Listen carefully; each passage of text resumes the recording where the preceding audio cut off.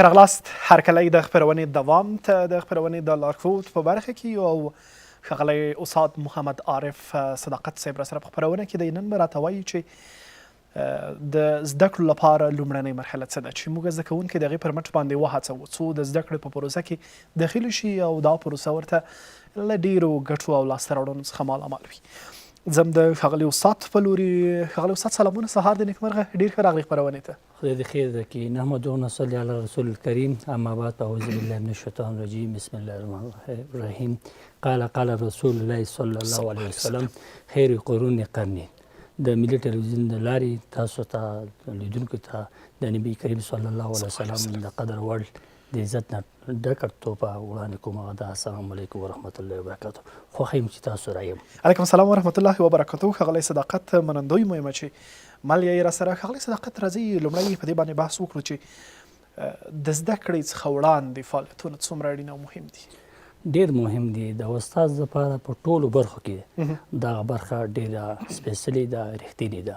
که د زده کړې نه مخکې استاد راشي سلام واچوي، ورته سلام سره د خپل پلان سازي زمینه برابره کړي، د پلان سازي سره د شاګردانو نظم ډیسپلین برابر کړي. کوم شاګردان چې شوخ دي هغه ځان سره نږدې کښېني تر څو هغه شوخي رامنځته نه شي. نو زده کړې لپاره دا ډېر مؤثره او رښتینی بحث دی تر څو استاد خپل شاګردان په رښتیني ډول وپېژني، نومونه یې سره باید بلد شي. کوم شاګردان چې د ظرفیت لحاظه کمزوري دي هغه باید وپېژني او د هغې ته یو زمینه برابره کړي تر څو هغه ښه زده کړه ترسره کړي. بلکل. ښاغلی استاد، د لومړنۍ مرحله د زده کوونکو پېژندګلوي او همداشان د یو انګیزې رامنځته کول دي. د انګیزې ایجاد، د انګیزې رامنځته کول، هڅنیز فعالیتونه چې دوی وهڅېږي څو په زده کړه کې فعاله ونډه واخلي، څومره مرسته کوي څو وروسته زده کړیزه پروسه له خنډونو څخه خالي وي.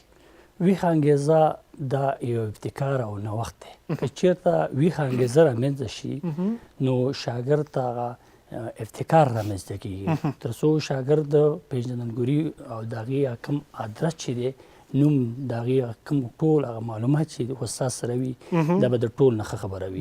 نو درس لپاره د دې تېر درسونه چې دي دا هم ورته برابرېږي تر څو ذهن ته راشي او دا جرأت لوړونې بحث پکې رامنځته وي. که چېرته د جرأت رامنځته شو بیا شاګرد په ځان باور پیدا کوي او باور سره دا په رښتینې زده کړې باندې تکیه کوي او ټیکاو ته زمینه برابرېږي. بلکل. ښاغلی ډاکټر صاحب، ویښوونکي انګیزه ورکول یا د ویښېدونکي فکر ورکول یا هغه تنده چې د زده کړو لپاره ده د هغې د رامنځته تګ په پار باندې کومې کړنې دي چې ډېرې ګټورې دي څو یو زده کوونکی ښه وهڅېږي، ښې زده کړې وکړي او ښه پایله ولري؟ ویښه انګیزه د هغې نه مخکې استاد ته پکار دا دی چې خپل پلان په اساس لاړ شي، د خپل پلان باکګراوند او محیط وګوري. چې چېرته د خپل پلان په اساس لاړ شي نو هغې کې د شاګرد نوم یادونه ده، د شاګردانو نظم ډیسپلین دی، د شاګردانو ظرفیت لوړونې بحث پکې دی. دا ټول مسایل چې دي دا د ویښې انګیزې بحث دی او تر څو شاګرد او د استاد ترمنځ یو همغاړیتوب یا هماهنګي رامنځته شي. که چېرته دواړو ترمنځ هماهنګي او همغاړیتوب رامنځته شي نو دا د ویښې انګیزې یو اصل دی، یو بنیاد دی. ډېر ښه. ښاغلی استاد، کله چې ښه انګیزه مو رامنځته کړله او د درس په لړۍ کې مو زده کړې پیل کړلې، د زده کړې په لړۍ کې باید کوم موضوعاتو ته یو ښوونکی پاملرنه وکړي چې هماغه انګیزه د درس تر پایه پورې ژوندۍ پاتې شي؟ د زده کړې په لړۍ کې باید شاګردان د فکري اړخ باید مطالعه شي، فکري ارزښتونه یې مطالعه شي. کوم ارزښتونه چې د شاګردانو د کوم د معرف لایحې په اساس باندې وي هغه باید په نظر کې ونیسي. د هغې سره د کورنۍ دنده وکتل شي، د هغې نظافت وکتل شي، د هغې فکر وکتل شي، د هغې ذهني انډول هغه ایمیج شي، د هغې ټول فکرونه باید په نظر کې ونیول شي تر دې پورې چې د کورنۍ پورې بلدتیا ولري. که چېرته د کورنۍ پورې بلدتیا ولري، د والدینو سره بلدتیا ولري، په دې سره د زده کړې لپاره په ټولو برخو کې زمینه برابرېدلی شي. ښاغلی استاد، ما هم غوښتل چې همدغه بحث ته راوګرځم. زده کوونکو ته په ټولګي کې انګیزه ورکول، زده کړې ورکول یو بحث دی. د دغه بحث بل لوری هغه کورنۍ دنده کول، په کور کې فعالیتونه کول. ځکه زده کوونکی چې ډېر وخت له یو استاد سره تیر کړي د یو مضمون لپاره 15 دقیقې ورته وخت ورکول شوی دی، باقي نور وخت یې په نورو موضوعاتو باندې تیریږي او یا هم د کورنۍ د غړو ترڅنګ وي. استاد ارتباط د کورنۍ له غړو سره څومره توانېدلی شي چې ویښه انګیزه وساتل شي، زده کړیز فعالیتونه لا پسې له ښېګڼو مالامال شي او زده کړیزه پروسه تر ډېرو لوړو پوړیو پورې ورسیږي؟ موږ ته پکار دا د استاد یا د یو لارښود په صفت باندې دا پکار دی چې ټول ټولنې سره باید اړیکې ولري، یوازې د والدینو سره نه. او والدین د کورنۍ یو بنیاد دی. مور او پلار چې دی دا د کورنۍ یو فکر دی. که چېرته والدین او مور سره د پلار سره د اړیکې ښه وساتل شي د استاد له طرفه، دې سره د تشویق جنبه رامنځته کېږي، د ذوق جنبه رامنځته.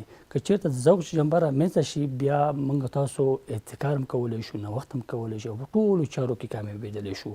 نو دا یو ښه اړیکه کول د ټولو برخو سره د اخلاقي فطرتي او د اخلاقي کسبي یو دنده هم ده او موږ ته د رب د طرفه او د پیغمبر د طرفه هم دا لارښوونه شوې ده چې په ټولو برخو کې د انسانیت تقاضا هم دا ده چې په ټولو برخو کې د خلکو سره د والدینو سره ښه اړیکې ونیسي تر څو موږ تاسو د یو سالم فکر او سالم محیط ولرو. بالکل.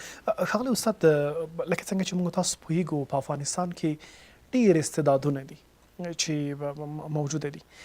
هغوی ته د جرأت ورکول، هغوی ته په درس کې سهم ورکول، دوی سهیمول، څومره توانېدلی شو د هغې پر مټ باندې نوي استعدادونه راوټوکوو، هغوی وځلوو او پرمختګ ته یې ورسوو. او په دغه برخه کې غواړم چې ستاسو له تجربو او ستاسو له خاطرو څخه هم یو څه واورم چې آیا داسې تجربه لرئ چې یو داسې زده کوونکی چې انګېرل کېدلی وي چې دا یو ضعیفه زده کوونکی دی، د دې پر مټ باندې چې تاسو انګېزه ورکړله، هغه داسې یو زده کوونکي ته تبدیل شوی وي چې جرأت ولري او په ټولګي کې یو له بهترینو زده کوونکو څخه شي؟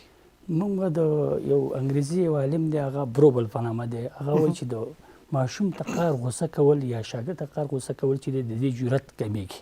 اصل کې په افغانیت کې او په افغانانو کې دغه دستور او د دود داسې دی چې له قهر او د غوسې بحث پکې لږ ډېر دی.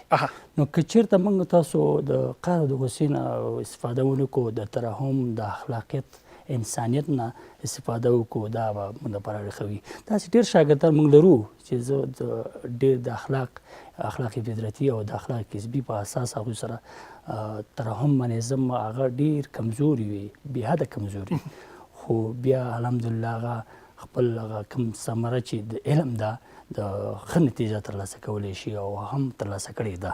بالکل.